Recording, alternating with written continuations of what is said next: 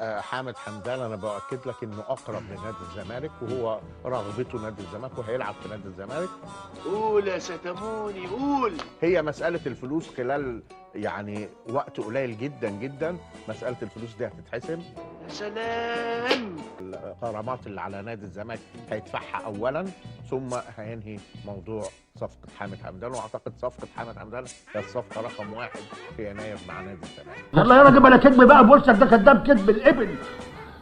عاوز بالله. هو مش بن شرقي ده كان في ايد نادي الزمالك يناير اللي فات؟ كان في ايده. دلوقتي مين بيجيب الجون؟ ابن اللعيبه يا فاجر. لكن اشرف بن شرقي هم كان كلهم بيبقوا في عنده إيدك. اتفاق مع الزمالك وفي انتظار تذكره الطيران. أيوة. غيروا اتجاههم وجابوا مش لاعب.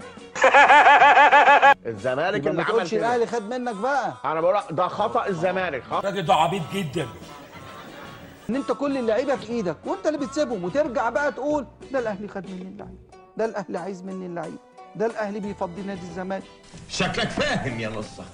ما كلهم في ايدك. خلي بالك برضه امام زيزو رجع. في ايدك وامام في ايدك. امام رجع لك واتعالج عندك وقعد عندك وقال لك ادفع لي الفلوس. كله بن شرقي كان في ايدك واختلف ورحت زي ما انت قلت. لا انا جبت مش امام لاقي. الزمالك هو اللي ضيع، هو اللي ما طيب، كانش بس. عايزه. انت اسمك ايه؟ زمباوي. لا ودي كانت حمى دي ولا ايه؟